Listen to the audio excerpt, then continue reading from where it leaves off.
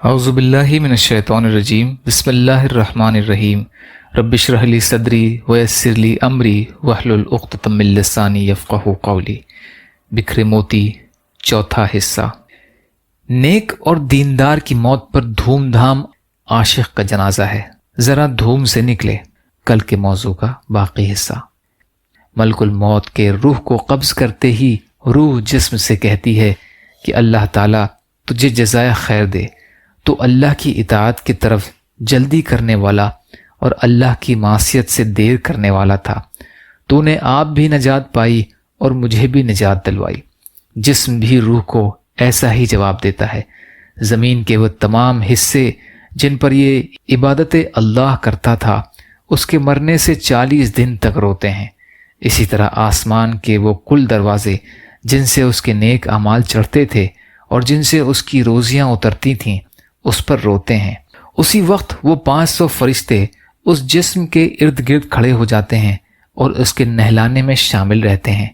انسان اس کی کروٹ بدلے اس سے پہلے خود فرشتے بدل دیتے ہیں اور اسے نہلا کر انسانی کفن سے پہلے اپنے ساتھ لایا ہوا کفن پہنا دیتے ہیں، اور ان کی خوشبو سے پہلے اپنی خوشبو لگا دیتے ہیں، اور اس کے گھر کے دروازے سے لے کر اس کی قبر تک 2 رخ صفے باندھ کر کھڑے ہو جاتے ہیں اور اس کے لیے استغفار کرنے لگتے ہیں۔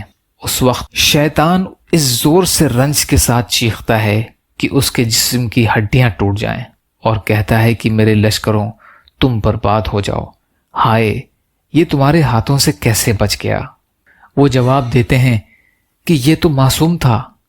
جب اس کی روح کو لے کر ملک الموت چڑھتے ہیں تو حضرت جبریل علیہ السلام 70,000 فرشتوں کو لے کر اس کا استقبال کرتے ہیں۔ ہر ایک اسے جدا گانا بشارت خداوندی سناتا ہے، یہاں تک کہ اس کی روح اللہ کے عرش کے پاس پہنچتی ہے۔ وہاں جاتے ہی سجدے میں گر پڑتی ہے۔ اسی وقت جناب باری تعالیٰ کا ارشاد ہوتا ہے کہ میرے بندے کی روح کو بغیر کانٹوں کی بیریوں میں اور تہ بتہ کیلوں کے درختوں میں اور لمبے سایوں میں اور بہتے پانیوں میں جگا دو۔ اس موضوع کا باقی حصہ انشاءاللہ کل کی ریکارڈنگ میں۔ یا اللہ، ہم سب کو کہنے سننے سے زیادہ عمل کی توفیق عطا فرما۔